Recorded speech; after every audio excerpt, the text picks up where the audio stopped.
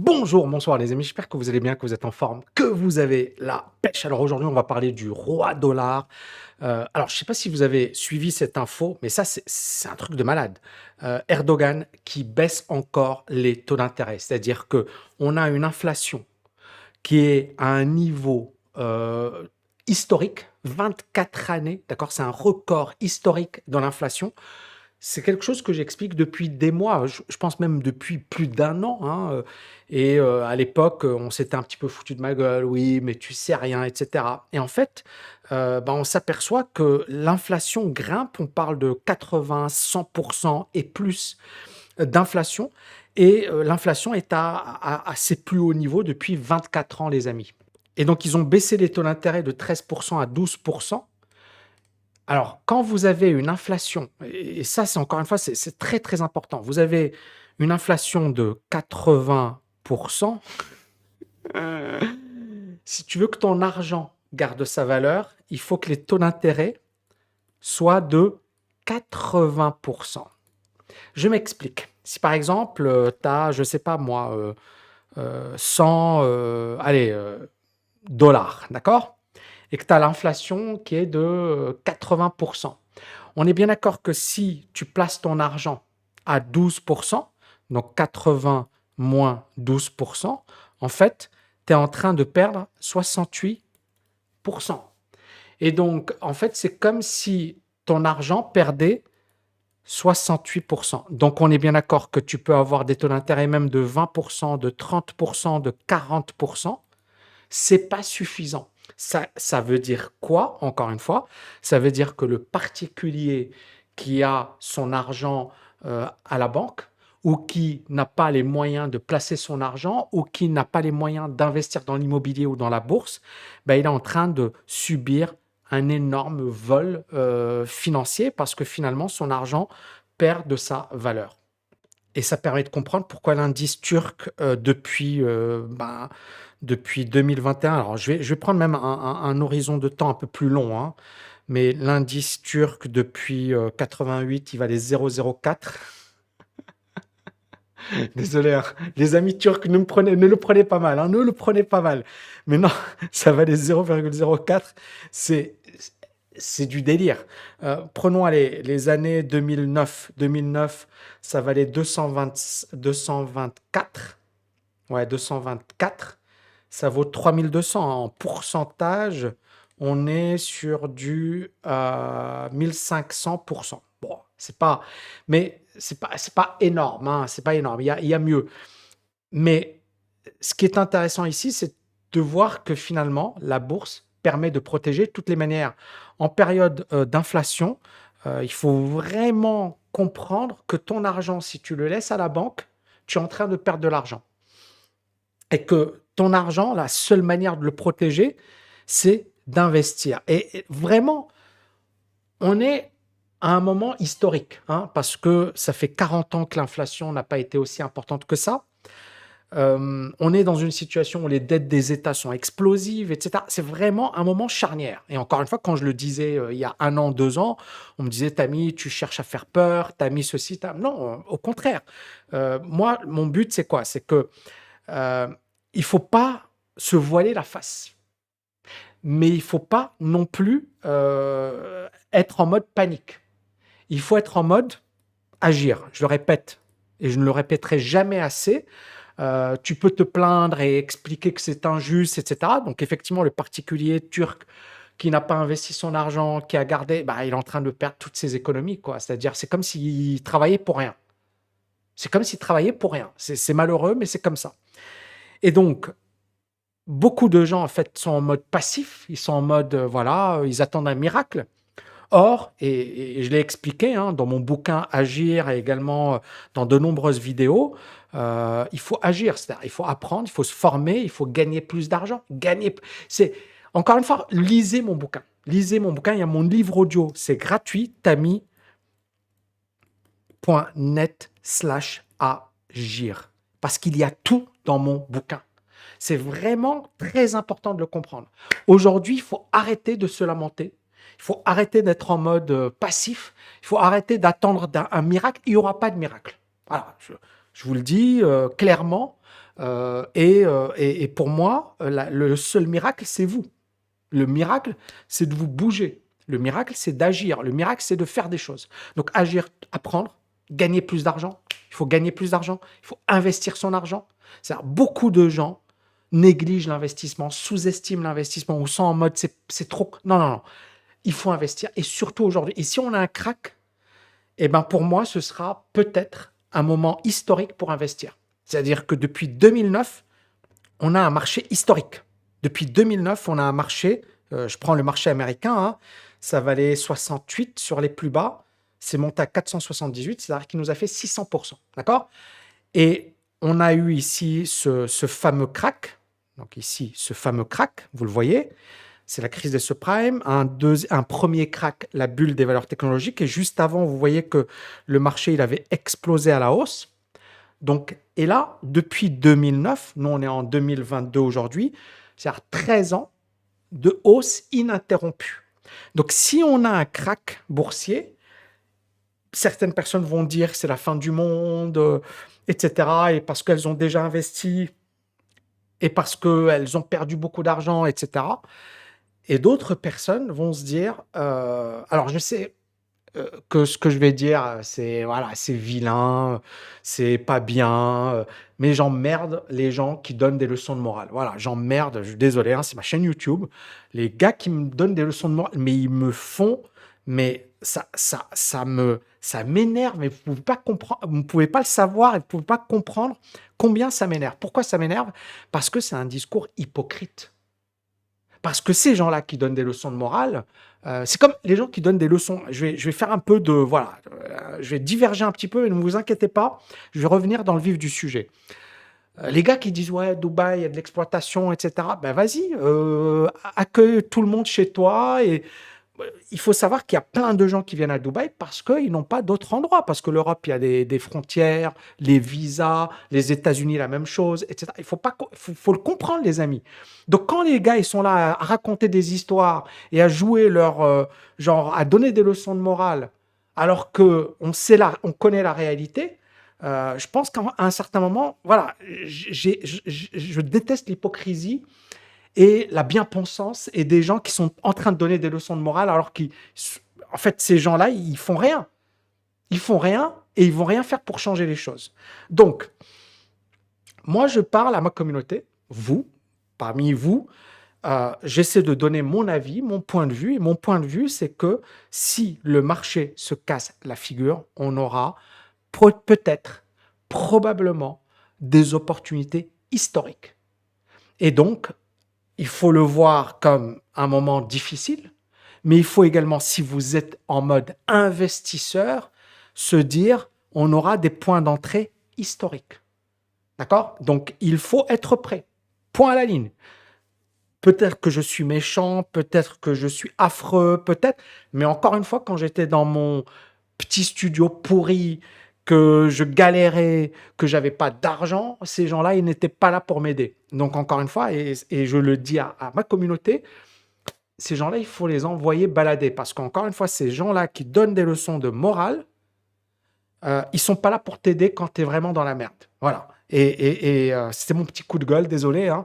J'avais envie de vous dire le fond de ma pensée. Alors, pour moi, je vais vraiment essayer d'exprimer un petit peu comment je vois la chose. Alors, premièrement, on a les États-Unis et le dollar. Les États-Unis, vous avez vu que ils ont augmenté les taux d'intérêt. Donc, on est dans cette situation où voilà, la Fed compte augmenter les taux d'intérêt jusqu'à 4,6% pour combattre l'inflation. D'accord? Donc, ils sont chauds, 2023, blablabla, blablabla, etc. Mais ça, c'est le minimum. Peut-être qu'ils vont lutter encore plus contre l'inflation. Pourquoi c'est extrêmement important pour le reste du monde, ce qui se passe aux États-Unis? Vous avez vu l'euro hier. Je vais revenir sur l'euro et bien évidemment la baisse de l'euro. Regardez, l'euro a cassé, bon, il a bien cassé ce gros niveau de support. Il a cassé le niveau des 1. Et hier, on a même frôlé. Alors, je vais retirer les volumes. On a même frôlé hier les 0,98. Donc c'est le plus bas niveau depuis je ne sais pas combien de temps, mais voilà. Donc on a un marché clairement baissier sur l'euro et encore une fois, l'euro reste une monnaie forte. Vous avez également le yen. Donc je vais ici, USD, JPY. Je pense que vous avez suivi un peu ce qui s'est passé. Le yen, il est en train d'acheter du yen et de vendre du dollar pour empêcher la hausse du dollar. Parce que là, on est également sur des niveaux historiques. Regardez, le yen, là, ça c'est le dollar contre yen. Et on vient de casser, on est sur des niveaux depuis 98. Mais au-dessus, ça peut monter encore, hein. On peut. Donc, le Japon est en train de se battre contre le dollar. Donc, le dollar est en train d'exploser partout. USD ZAR. Ouais. Voilà. Regardez, le dollar, il monte contre la monnaie sud-africaine. Donc, on a vraiment un dollar qui domine. Alors, pourquoi c'est problématique? Parce que, premièrement, la hausse des taux d'intérêt aux États-Unis, ça va pousser les investisseurs internationaux à placer leur argent en dollars. Et plus le dollar, il monte, plus l'inflation importée, c'est-à-dire des biens importés, donc on parle du pétrole, matières premières agricoles, etc., l'inflation flambe. Parce qu'en Europe, on importe le pétrole en dollars. On importe le gaz en dollars. Les cours sur les marchés financiers internationaux sont en dollars. Donc, plus l'euro baisse, et plus, contre dollars bien évidemment, et plus l'inflation augmente. Donc, est-ce que vous voyez la situation? C'est-à-dire que les États-Unis, aujourd'hui, ils augmentent les taux d'intérêt, pas parce que leur économie, elle est mal en point, non, leur économie, elle est bonne, hein. Le taux de chômage, il est plutôt faible, la croissance, elle est correcte. C'est pas l'économie la plus mal en point de la planète. Mais en augmentant les taux d'intérêt, ils ont un impact sur le monde entier. Et donc, Erdogan, en diminuant les taux d'intérêt, en fait, il aggrave la situation de la Turquie, malheureusement. Et on va se retrouver avec une inflation.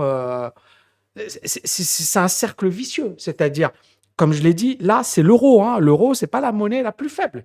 Donc, l'euro qui baisse, l'inflation qui augmente.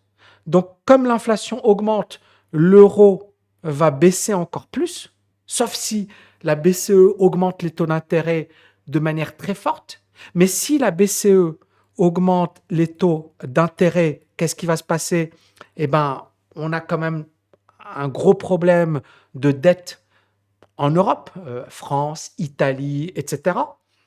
Et donc, ça risque d'avoir des répercussions, ça risque de ralentir l'économie, et l'économie européenne n'est pas l'économie la plus solide, et c'est l'économie la plus fragilisée avec ce qui se passe avec le conflit entre la Russie et l'Ukraine. Et donc, clairement, on a donc la Turquie, c'est incroyable ce qui se passe. On a, alors, autre point, la Banque centrale suisse, qui a également augmenté les taux d'intérêt. Et donc, ils sortent pourquoi? Parce qu'encore une fois, l'inflation est un phénomène mondial. Et donc, after inflation in Switzerland hit 3.5% last month. On a une inflation de 3,5% en Suisse, quand même. C'est le plus haut niveau en 30 ans. L'inflation la plus élevée en Suisse en 30 ans. Et c'est pas fini. Et c'est pas fini. Donc, c'est un phénomène mondial. C'est un phénomène mondial. Et vous voyez même ici le dollar qui explose contre le franc suisse, ici.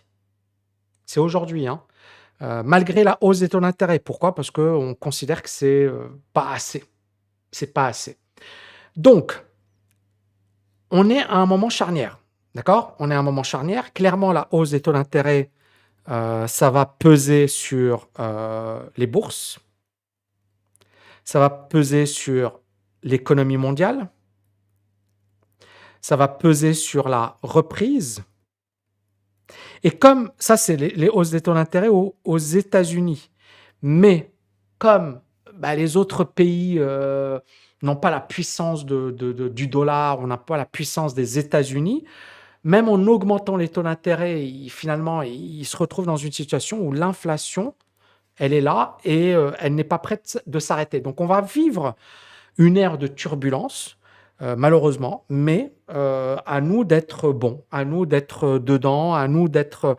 Moi, je dis, je pense que euh, il y a deux manières de gérer ce type de crise. Première manière, au secours, c'est la fin du monde, c'est ceci, c'est cela. Et clairement, on peut le dire, regardez ici, l'Ukraine qui alors, a bloqué quelques chars russes.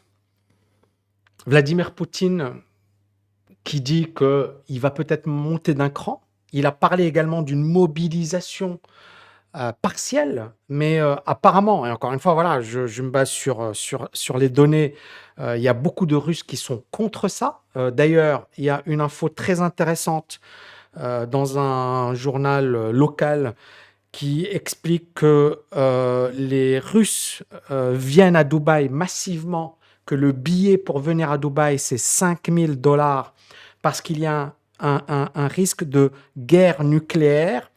Donc clairement, ça c'est un message que j'ai publié sur mon Telegram ce matin. Clairement, on ne sait pas ce qui va arriver. Voilà. Donc, clairement, on ne sait pas. Est-ce qu'on on a un risque nucléaire? Oui. Est-ce qu'on a un risque d'embrasement? Oui. Est-ce que les choses peuvent aller très très mal? Oui. Mais est-ce qu'on peut maîtriser ou avoir un impact sur tout ça? Non. Moi, je ne peux pas maîtriser ça et n'importe qui regarde cette vidéo, peut-être qu'il y en a certains qui... Voilà. Mais donc, je pense qu'en fait, c'est sur quoi on peut avoir un impact. Qu'est-ce qu'on peut influencer? Et là, en l'occurrence, pour moi, et j'en parle depuis quand même plusieurs mois, etc., depuis sur mon canal Telegram, vraiment aujourd'hui, il va falloir être costaud psychologiquement. Il faut vraiment se dire que ça, c'est un avertissement. Peut-être qu'il n'y aura pas de... Mais c'est un avertissement, c'est-à-dire qu'on va rentrer dans une économie de plus en plus turbulente, dans un monde de plus en plus turbulent, dans un monde de plus en plus incertain. Et j'espère que de plus en plus parmi vous, hein, dans cette communauté, la communauté Agir, vous allez vous bouger, quoi. C'est-à-dire que beaucoup de gens, ils sont encore une fois tout le temps négatifs, tout le temps en mode oui, mais ça sert à rien. De toutes les manières, il y aura plus rien. De toutes les manières, ils sont en mode défaitiste. Ils ont déjà perdu. Et il y a d'autres personnes qui sont en mode voilà, l'économie elle est en train de se reconstruire. Elle est en train de changer. Le monde il est en train de changer. Et à un certain moment, il faut comprendre une chose, c'est que il faut gagner de l'argent, il faut investir, il faut avoir son indépendance financière, parce que c'est la meilleure manière de vous protéger. Je ne parle pas d'armes, je ne parle pas de... Mais voilà, les Russes qui ont les moyens, les Russes qui ont les moyens, non, non, nous on ne veut pas cette mobilisation partielle. Ok, c'est 5 000 $ mon ami. Voilà, ça c'est un exemple concret, hein. C'est pas de la théorie, c'est pas du blabla, c'est pas bizarre. Hein, les gens ils vont me dire oui mais t'as mis les Russes blablabli blabla, tu sais, eh ben ouais, sauf que les billets pour Dubaï flambent. Explique-moi, donne-moi les explications concrètes. Donc voilà, il y a beaucoup de gens qui font de la théorie, etc. Là c'est du concret, hein, c'est l'offre et la demande. Si les prix des billets pour Dubaï flambent, c'est que la demande, elle explose l'offre. D'accord? Donc les gens, ils s'arrachent les billets. 5 000 $. 5 000 $, c'est apparemment 5 fois le salaire mensuel en Russie, le salaire mensuel moyen. Donc ça veut dire que c'est 5 mois de salaire. 5 mois juste pour le billet d'avion. Ensuite, il faut payer l'hôtel, il faut payer le logement, etc., etc. Bref, ce que j'ai envie de vous dire, les amis, c'est moi, voilà, je pense qu'on est impuissant par rapport à tout ça et je suis pas là à donner des leçons, refaire le monde. C'est bon, c'est pas mon truc. Chacun son truc, d'accord? J'ai vu trop de gens de ma famille qui refaisaient l'histoire ou qui étaient en train de refaire le monde, etc. Et en fait, ils ont gâché leur vie à ça. Alors que, à un certain moment, il faut agir. Il faut bosser, il faut gagner de l'argent, il faut investir son argent, il faut changer son mindset, il faut être en mode positif, il ne faut pas être en mode c'est la fin du monde, attention. Je sais pas, moi, quand je vois les youtubeurs, il y en a, c'est trop marrant, quoi. Et ces gens-là, ils sont tout le temps là, ils sont tout mais genre, tu les écoutais Genre, c'est la fin du monde, quoi. C'est tout le temps la fin du monde. Moi, je vous dis pas c'est la fin du monde. Je vous dis, c'est chaud, on rentre dans une ère de turbulence. Ben, il faut être costaud, quoi. C'est-à-dire, il y aura, encore une fois, des personnes qui vont tirer leur épingle du jeu et les victimes. Et donc, je conclus avec ça, j'étais une victime. Je me souviens, et c'est pour ça que je déteste les gens qui donnent des leçons de morale, parce que ces gens-là, ils donnent des leçons de morale, ils vont jamais t'aider. Donc, j'étais une victime, j'étais en mode subir, j'étais en mode oh là là, la vie elle est dure, la vie elle est injuste, etc., etc. À bouge-toi les fesses, quoi. C'est-à-dire personne ne va t'aider. Même les personnes qui t'aiment, même tes parents, même ta famille, même, personne ne va t'aider. Ça ne veut pas dire que ces gens-là ne t'aiment pas, mais ça veut dire que c'est à toi de te bouger. Donc, il faut vraiment rentrer aujourd'hui dans cette ère de il faut agir. Il faut agir et je pense que ça doit être le maître mot. Arrêter avec voilà, le pessimisme, mais en même temps, et trop de politique. Trop de politique, trop de ouais, mais les hommes politiques, ils font ci, mais bah, bouge-toi. Est-ce qu'on est. Je suis d'accord avec toi? Oui, je suis d'accord avec toi. Mais est-ce qu'on a fait la même chose? Je ne sais pas. Et c'est vraiment ma prise de conscience quand j'ai frôlé la mort en 2009 et que j'étais comme un légume. Et je suis allé dans des. Voilà, je me souviens, je suis allé aux urgences et j'étais traité comme une merde. Et je suis allé dans une clinique et j'étais traité comme une merde en France. Hein, je parle de la France. Et le médecin, perc, il m'avait mal parlé. Et puis, il m'avait annoncé que j'avais une arythmie cardiaque. Et ensuite, il s'est cassé. Il m'a dit oui, tu as une maladie. Il m'a même pas expliqué ce que c'était, etc. Et il est parti. Moi, j'ai chialé. Je me suis dit, c'est quoi ce truc? Et je m'en souviens comme si c'était hier. Eh ben, j'aurais pu, à ce moment-là bien précis, me dire, ma vie, elle est foutue. Et j'étais une loque humaine, les amis. C'est-à-dire, il m'avait donné du Lexomil, j'étais HS, j'étais une merde. Voilà. Et c'est à ce moment-là bien précis où je me suis dit, fuck, je me casse. Et c'est là où j'ai bâti des choses, j'ai bâti la TKL, j'ai fait plein de choses. Mais je partais de très très loin, les amis. Donc, j'aurais pu, encore une fois, rester dans ce piège. Donc, ce que je veux vous dire ici, je sais que ce message, c'est pas politiquement correct. Je sais qu'il y en a plein qui vont me dire, oui, mais oui, mais les amis, je suis passé par des moments tellement merdiques, tellement difficiles, que quand je vois des gens qui donnent des leçons de morale, ils m'énervent. Ils m'énervent parce que ces gens-là, peut-être qu'ils n'ont pas vécu ces situations, mais ils sont tout le temps là à donner des leçons de morale, alors qu'il faut agir. Donc voilà, la conclusion de cette vidéo, agir les amis. J'espère que vous avez kiffé. N'oubliez pas de liker, de partager. Je sais que c'était une vidéo qui est partie un petit peu dans tous les sens, mais je m'en fiche parce que c'est ma chaîne YouTube et la personne qui va mettre un commentaire du genre « Ouais, t'as mis blanc, désabonne-toi, ne reste pas, j'ai pas besoin de toi. » D'accord? Et les gens qui ont kiffé cette vidéo, vraiment, faites-moi exploser la barre des likes, la barre des loves. Mettez-moi du agir en commentaire parce que cette vidéo, voilà, j'ai vraiment partagé avec vous des choses de mes tripes. Ciao les amis, je vous aime.